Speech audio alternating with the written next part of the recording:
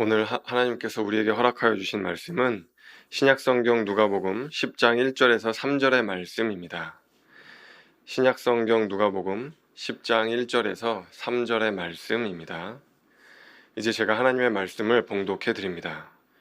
그 후에 주께서 따로 70인을 세우사 친히 가시려는 각 동네와 각 지역으로 둘씩 앞서 보내시며 이르시되 추수할 것은 많되 일꾼이 적으니 그러므로 추수하는 주인에게 청하여 추수할 일꾼들을 보내 주소서 하라.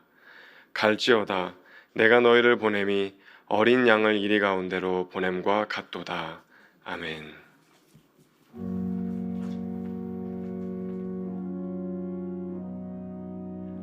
잘 지내셨죠? 네, 이렇게 주일에 또 주님의 전에 나와서 함께 예배하게 되어서 기쁘게 생각합니다. 오늘도 영상으로 예배에 참여하시는 분들에게도 하나님의 강권적인 임하심이 함께하기를 바라고, 또 하나님께서 우리에게 주시는 그 음성을 함께 듣는 귀한 시간이 될 수 있기를 바랍니다. 향기나는 삶 시리즈로 계속 우리가 말씀을 보고 있는데, 어떻게 좀 생활 속에서 향기가 펄펄 좀 나시는지 모르겠습니다. 벌써 오늘이 21번째인데 21번의 그 방법들, 모습들 다 기억하는 거 어렵습니다. 불가능하겠죠.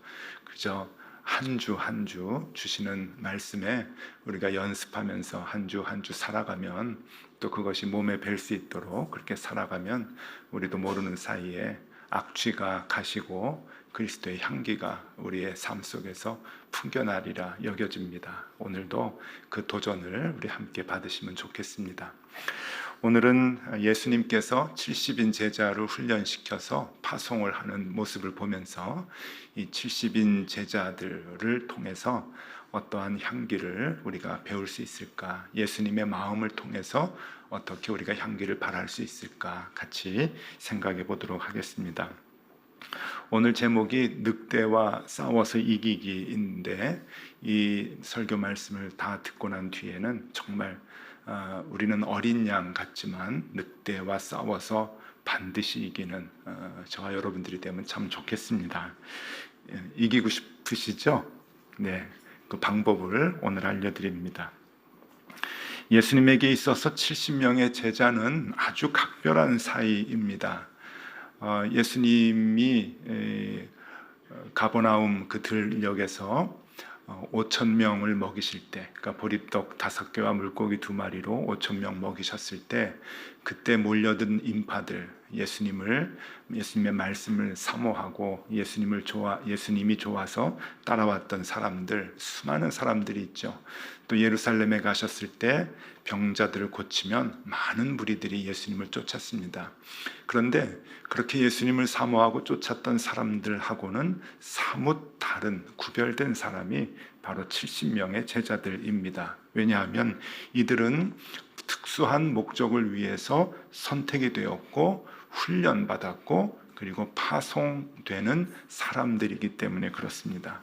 그러니 예수님에게 있어서는 이 70인은 자기를 따르는 다른 제자들에 비해서 엄청나게 애정을 갖고 훈련을 시켰던 그러한 존재들입니다. 그런데 조금 그 이상한 상황이 벌어지게 됩니다. 오늘 말씀 가운데 3절 말씀을 보면은요, 전 아무리 봐도 이 말씀이 이해가 안 가는데, 갈지어다 내가 너희를 보냄이 어린 양을 이리 가운데 보냄과 같도다.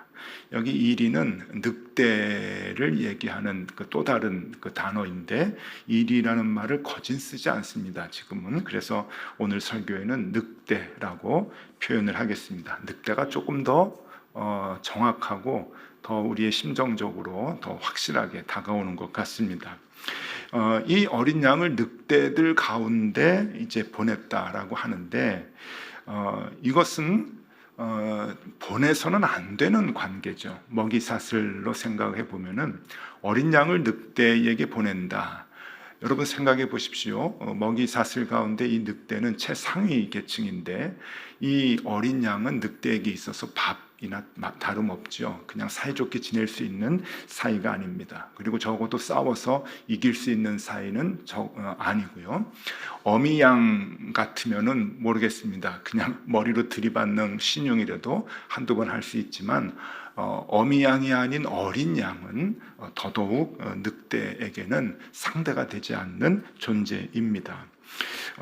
그런데 예수님께서 그 제자들을 사랑하고 또 훈련을 시키고 그리고 특수한 목적을 위해서 보내는 상황에서 왜 이 어린 양을 늑대들에게 보내는가? 이건 보내면 안 되죠. 사랑할수록 보내면 안 되고 제자들을 보호하셔야 되는데 예수님께서는 이 어린 양을 보내면서 연민에 가까운 이라는 그 말씀들을 하시는 걸 보면은 정말 이해가 안 갑니다. 그래서 예전에 이 구절을 읽을 때 정말 예수님께서 제자들을 사랑하는 것일까라는 생각까지도 했었죠. 많은 의문을 품고 이러면 안 되는데 적어도 상식적으로 이러면 안 되고 그리고 만약에 이게 사실이라고 한다면은 예수님께서 이 성경 말씀의 표현을 좀 달리 하셔야 되는데 왜 어린 양을 늑대 가운데 보내는 것으로 말씀하셨을까? 그렇게 의문을 가졌던 때가 있습니다. 그런데 이 말씀은 왜 이 지는 싸움에 보낼까? 보내자마자 죽어야 되는 이 싸움에 왜 어린 양을 보낼까라고 생각을 했을 때 그 답이 2절에서 나옵니다. 2절 말씀을 보면은요. 이르시되 추수할 것은 많되 일꾼이 적으니 그러므로 추수하는 주인에게 청하여 추수할 일꾼들을 보내주소서 하라. 여기에서 목적이 추수라고 하는 겁니다. 추수. 그러니까 목적은 싸워서 이기는 것이 아니라 늑대와 싸워서 이기는 것이 아니라 목적은 추수다. 그러니까 추수를 위해서 일꾼을 보내줘야 되는데 그 일꾼이 지금 훈련받은 70명의 일꾼이다라고 하는 것을 얘기해주고 있습니다. 그러니 우리가 이제 이 말씀을 보면서 이해가 안 간다. 왜 이 상대가 되지 않는 싸움에 사랑하는 그리고 훈련된 그런 그 제자들을 보낼까 생각을 하지만 이것은 목적이 있기 때문이다. 그 미션은 바로 추수다라고 하는 겁니다. 여러분, 무엇인가 이 목적을 달성하기 위해서는 일반적으로 두 가지가 필요합니다.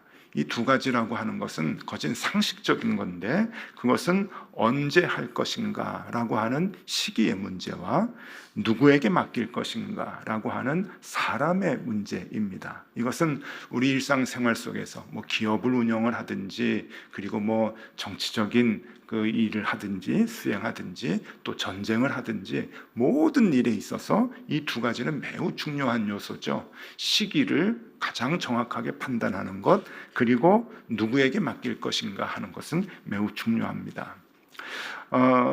작년 초에 그러니까 정확히 22년도 2월 24일에 러시아가 우크라이나하고 전면전을 선포하고 전쟁을 하기 시작을 했는데 굉장히 초창기에 러시아가 어려움을 당했죠. 그러니까 전쟁에서 쉽게 이기지 못했습니다. 그래서 지금까지 이제 전쟁이 계속 이어지고 있는데 많은 군사 전문가들은 시기가 잘못됐다라고 이야기를 합니다.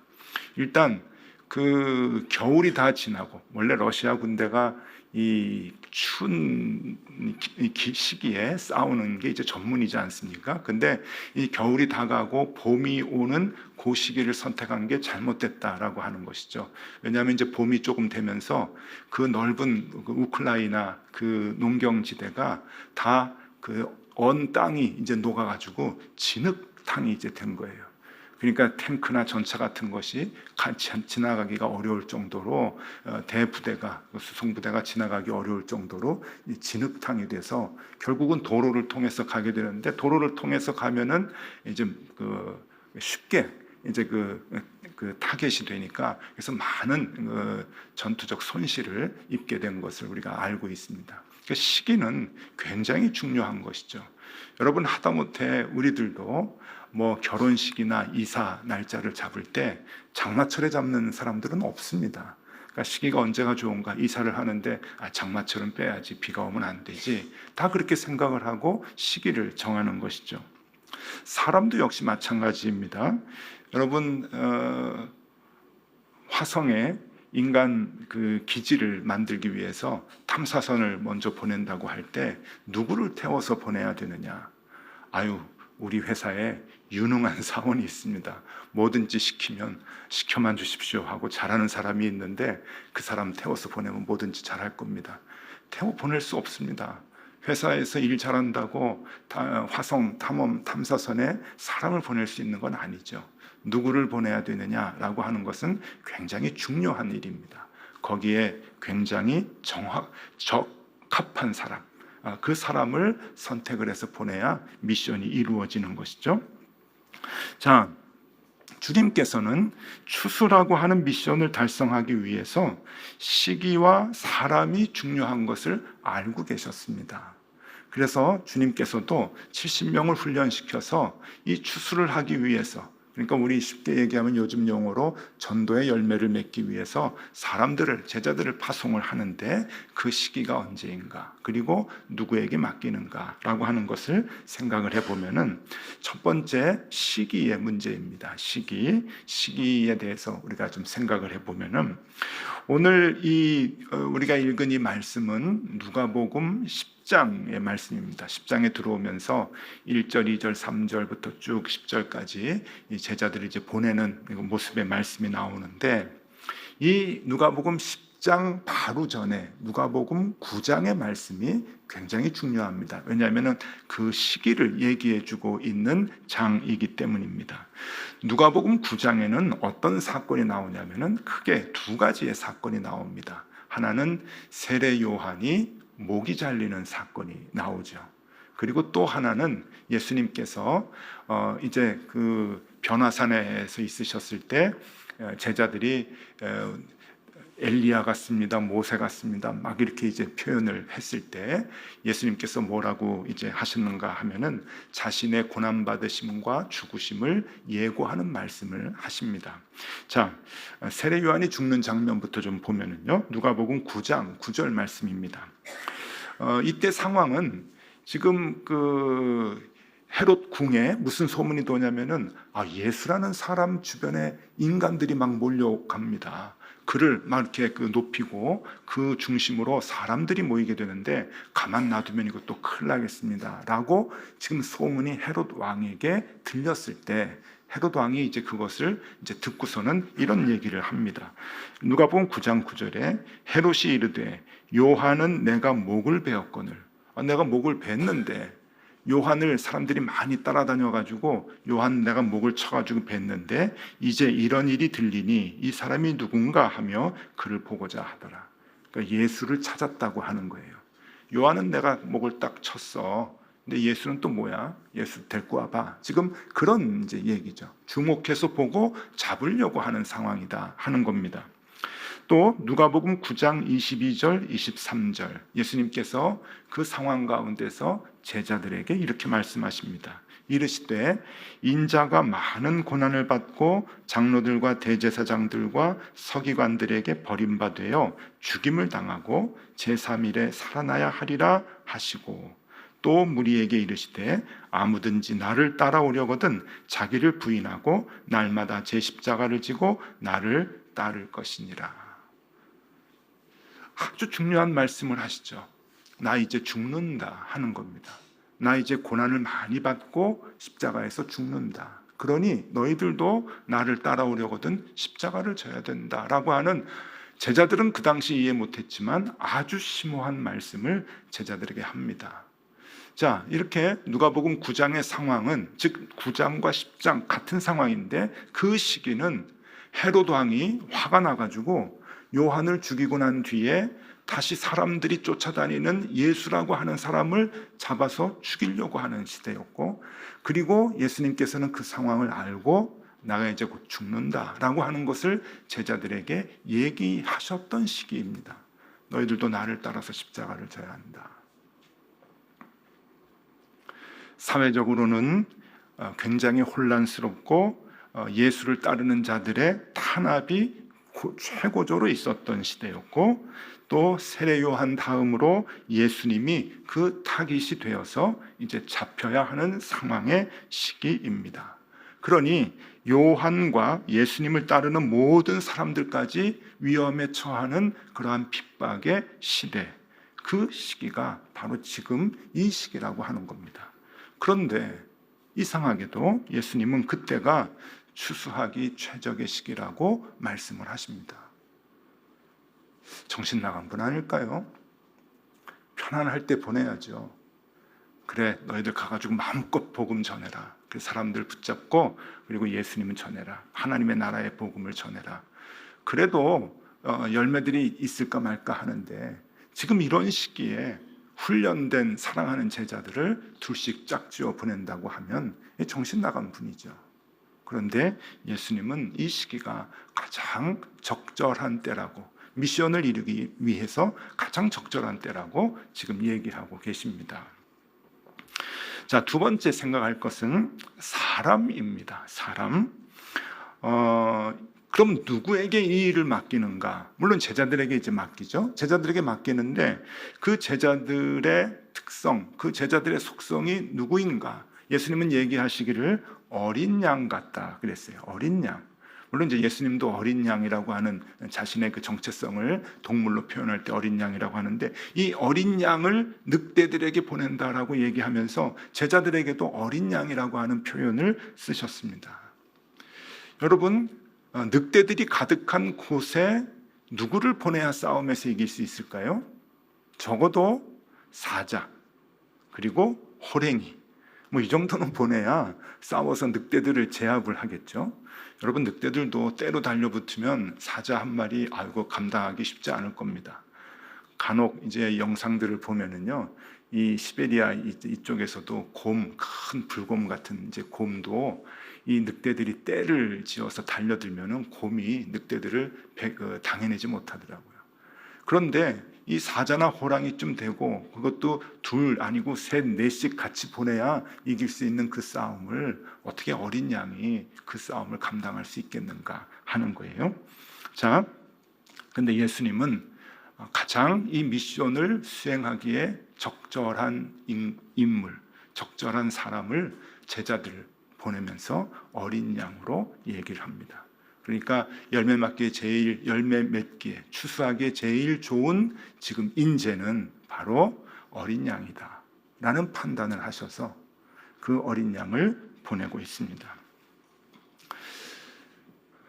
저도 뭐 이제 교회에 있으면서요, 예전부터 이제 그 소년부, 제가 주일학교에서 교회에서 자라난 교회에서 교사를 했거든요. 교회학교 유치부 교사 오래 했고요, 유년부 교사 오래 했습니다. 뭐 믿겨지진 않으시겠지만 제가 애들하고 잘 놀았습니다. 그리고 유치부 유년부 교사를 오래 하면서 그 다음에 이제 그 교육전도사로 나갔죠. 신학교 다니면서 교육전도사 나가면서 처음 맡은 부서가 소년부, 그 다음 맡은 부서가 중등부, 그 다음 맡은 부서가 고등부, 그리고 그 다음 맡은 부서가 전임이 되면서 맡은 부서가 청년부, 그리고 이제 그 교구 맡고 이제 목사 안수 받으면서, 그러니까 거진 이제 교회 그 이제 모든 부서를 다 경험을 했어요. 그런데 지금도 그 교회 학교에서 가르쳤던 아이들이 찾아옵니다. 어떤 아이들은 50대가 되고, 어떤 아이들은 뭐 이제 40대 막 넘어가, 이런 아이들이 지금도 인사하러 이제 오고 찾아오고 그러는데, 걔네들이 늘 얘기할 때 이제 저한테 뭐 전도사님, 목사님 그렇게 얘기하지 않고 선생님이라고 얘기하는 친구들도 있어요. 좋은 제자들이 많았죠, 제게도요. 근데 정말 스승 입장에서 좋은 제자란 어떤 제자인가? 좋은 제자, 그리고 보람된, 가르쳤는데 참 보람되다, 이 친구 너무 잘 자라서 보람된 제자다라고 생각하는 제자들은 세 가지 단계 요소가 있어야 됩니다. 첫 번째 뭐가 있어야 되냐면은 잘 배워야 됩니다. 학습을 잘해야 돼요. 그러니까 선생님이 가르쳐 준 대로 잘 배워야 되고, 두 번째는 잘 따라야 됩니다. 실천이죠. 선생님이 얘기해 준 대로 배우기만 하고 지식만 넣고 따르질 않는다고 하면 좋은 제자가 아니죠. 그러니까 두 번째로는 좋은 제자는 잘 따라야 되는 거예요. 실천이 있어야 되는 거죠. 그리고 마지막 세 번째는 어떤 제자가 보람되냐, 키우는데 보람되느냐, 선생님보다 더 잘 나가야 됩니다. 이거는 선생님은요, 절대 그게 시기가 안 됩니다. 질투가 안 돼요. 선생보다 훨씬 더 잘 되고 선생보다 훨씬 더 이름이 나고 선생님을 뛰어넘는 발전을 이룰 때 선생님은 참 마음이 좋죠. 여기 선생님 많이 계시는데 그렇죠? 예, 그 마음이 있어요. 그냥 내 수준에 머무르면은 그냥 뭐 예쁜 제자일 수는 있어도 정말 보람된 제자라고까지는 얘기하지 못하죠.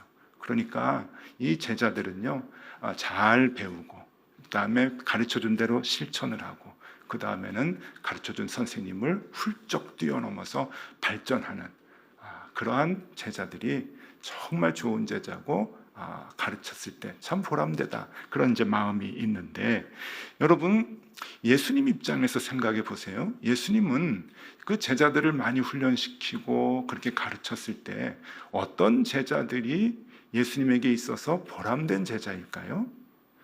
그것은 마찬가지입니다. 똑같아요. 첫 번째, 잘 배우고, 그렇죠? 두 번째, 배운 대로 실천하고, 세 번째, 예수님을 뛰어넘는 거예요. 그런데 이 세 번째가 문제가 있습니다. 예수님을 뛰어넘기가 쉽지가 않은 거예요. 예수님은 우리에게 가르쳐 주시고, 그리고 그 가르쳐 주신 대로 실천을 하셨고, 실천하신 대로 사셨어요. 예수님이 그 사신 길이 십자가의 길이죠. 그리고 십자가에서 못 박혀 돌아가신 길이에요. 십자가에 못 박혀 돌아가심으로 많은 열매를 맺게 하셨죠. 그러면 우리는 적어도 좋은 제자가 되려면 예수님을 뛰어넘어야 되는데 십자가에 못 박히는 것 이상으로 뛰어넘을 것이 없습니다. 그래서 전승에 의하면 사도 베드로는, 제자 베드로는 예수님이 제대로 못 박혀서 돌아가셨기 때문에 나는 거꾸로 못 박히겠다 해서 십자가에 거꾸로 못 박혀 죽었다고 하는 그런 얘기가 전해 내려오는데, 그렇다고 해서 예수님을 뛰어넘는 건 아니죠. 그러니까 이 세 번째 부분, 예수님하고 제자인 우리하고 관계에서는 이 세 번째 부분은 성립이 안 돼요. 그러니까 예수님에게 가르침을 받은 제자로서 가장 잘할 수 있는 것은 예수님의 모습을 따라가는 것, 흉내내는 것 뿐입니다. 그게 뭘까요? 그게 같이 십자가에 죽는 거예요. 그게 순교이지요. 순교. 왜 그런 줄 아십니까? 십자가에 못 박혀 죽을 때, 순교할 때, 그때 열매가 맺혀지기 때문에 그렇습니다. 이게 원리죠. 그래서 요한복음 12장 24절 말씀에 보면 우리가 너무 잘 아는 말씀이 나옵니다. 내가 진실로 진실로 너희에게 이르노니 한 알의 밀이 땅에 떨어져 죽지 아니하면 한 알 그대로 있고 죽으면 많은 열매를 맺느니라. 우리 잘 알잖아요, 이 말씀. 이 말씀을 너무 잘 아는데 이 말씀이 언제 적용이 돼야 되는지는 잘 몰라요. 주님께서 우리를 훈련시키고 보냅니다. 목적이 뭐라고 했죠? 추수요. 추수의 열매가 극대화되기 위해서 예수님은 시기를 정했고 그리고 사람을 선택해서 보냈습니다. 시기는 언제라고 했죠? 가장 위험한 때, 노출이 극대화될 때, 숨어있지 못할 때, 잡히기 쉬울 때 제자들을 보냅니다. 그리고 누구에게 맡깁니까? 늑대들이 가득한 사회 속에 어린 양을 보냅니다. 뭔 얘기입니까? 빨리 잡혀라, 빨리 죽어라, 잘 죽어라 하는 이야기입니다. 왜? 빨리 죽고 잘 죽을 때 열매가 맺히기 때문에 그런 거예요. 그러기에 늑대하고 싸워서 이기라고 우리를 보내시는 것이 아닙니다. 이 말씀 잘못 이해하면은 너희는 힘이 약하지만 등 뒤에서 나 예수님이 늑대하고 싸워 이길 수 있는 힘을 줄 거야 라고 하는 말씀으로 자꾸 이해를 해요. 그러니까 우리의 신앙이 자꾸 핀트가 안 맞는 거예요. 어린 양으로 우리를 보내면은 우리는 죽게 마련입니다. 주님은 그것을 알고 있기 때문에 어린 양을 보내는 거예요. 가장 위험한 시기에 보내는 거예요. 빨리 죽으라고, 잘 죽으라고. 왜 주님께서 뒤에서 힘을 주시겠다고 그럽니까? 그러려면 사자같이 만들고 호랑이같이 훈련시켜서 보내면 되는데, 근데 그런 게 아니거든요. 한 알 그대로 있으면 땅에 떨어져 죽지 아니하면 한 알 그대로 있고 죽으면 많은 열매를 맺느니라. 그게 우리가 감당해야 할 일이라는 거예요. 주님께서 우리에게 미션을 주셨습니다. 가는 곳마다 복음으로 열매를 맺어라. 복음으로 사람과 싸워서 이겨서 하나님의 말씀으로 그들을 포섭해라. 포로로 삼아라. 그들을 완력으로 싸워서 이기라는 게 아닙니다. 힘으로 싸워서 이기면은 그들이 하나님의 복음을 알지 못합니다. 죽을 때, 내가 낮아지고 내가 죽을 때, 그때 비로소 그들이 하나님 앞에서 항복을 하게 되는 거죠.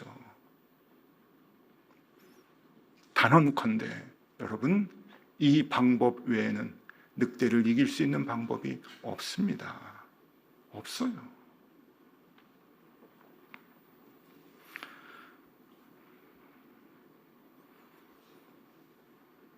책을 한 권 소개해 드립니다. C.S. 루이스의 순전한 기독교. 너무 자주 소개해 드리죠. 근데 뭐 내용이 너무 많으니까 이 순전한 기독교에서 C.S. 루이스가 이런 말을 해요. 기독교인은 악의 세력이 점령한 영토에서 활동하는 지하 레지스탕스 저항 세력이다. 따라서 주일 예배 설교는 지하 교회가 내리는 비밀 지령이다. 이분은 2차 세계대전을 겪었던 분이어서 레지스탕스라고 하는 단어를 썼습니다. 한 번 더 읽어드릴게요. 기독교인은 악의 세력이 점령한 영토에서 활동하는 지하 레지스탕스 저항 세력이다. 따라서 주일 예배 설교는 지하 교회가 내리는 비밀 지령이다. 여러분 나가서 싸우셔야 돼요. 예배 설교 시간은 하나님의 지령이 나오는 시간입니다. 그러기에 이 설교에는 비장한 전투를 위한 전술 전략이 얘기가 돼야 되고, 하나님 나라라고 하는 독립국가에 대한 소망을 우리가 갖고 있어야 되고, 또 함께 싸워야 할 옆에 있는 동료에 대한 전우애가 넘쳐나야 합니다. 그게 교회예요. 교회. 같이 나가서 빨리 죽고 잘 죽어야 하는 그러한 전우입니다. 우리가. 그러니까 서로 격려해주고 잘 죽을 수 있도록, 비참하게 피 흘려 죽을 수 있도록, 그래서 열매를 맺을 수 있도록 서로 껴안아주고 독려해줘야 되는 게 교회 공동체예요. 우리는 그 하나님의 지령을 받고 여기에서 같은 공동체로 훈련을 받고 있습니다.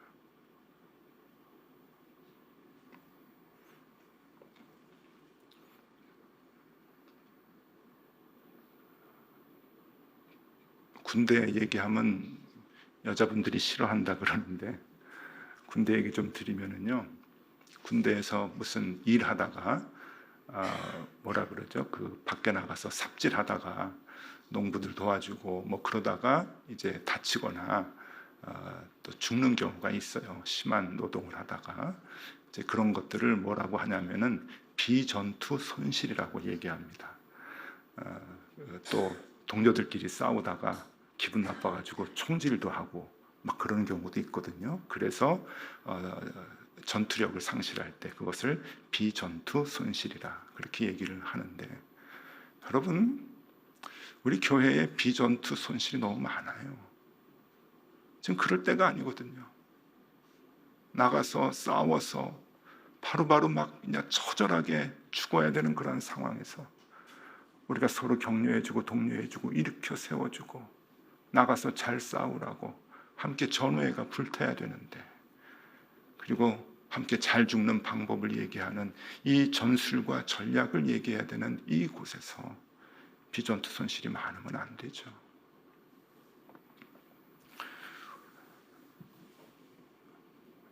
너무 좀 심각하게 얘기했나요? 네, 만화 같은 거 하나 보여드릴게요.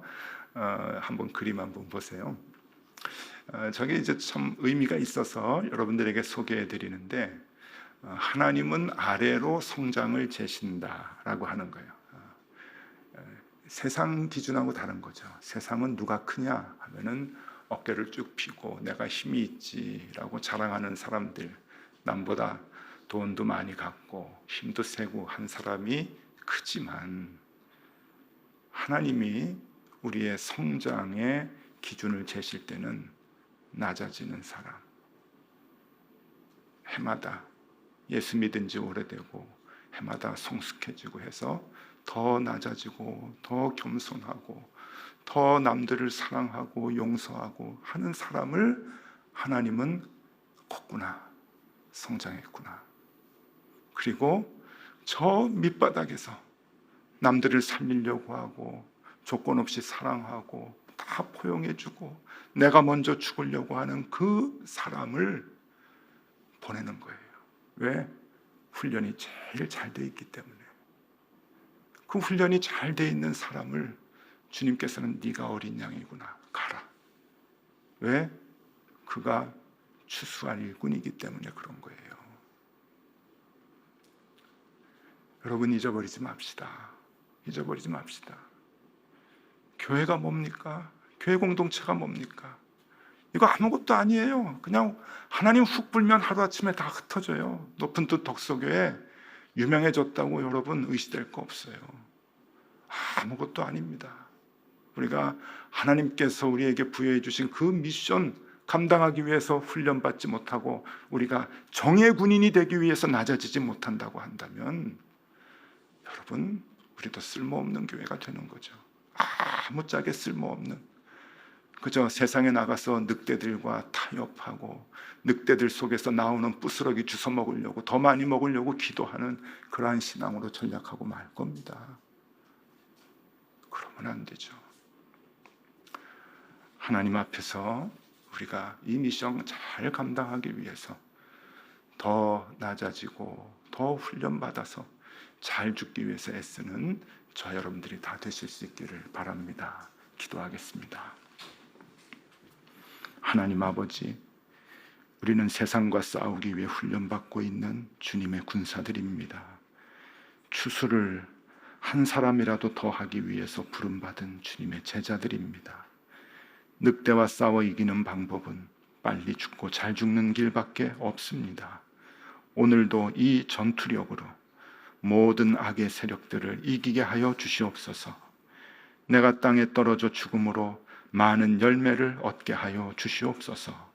어디를 가든 누구를 만나든 그렇게 잘 죽는 주님의 최정의 군사들이 되게 하여 주시옵소서. 예수 그리스도 이름으로 기도드리옵나이다. 아멘.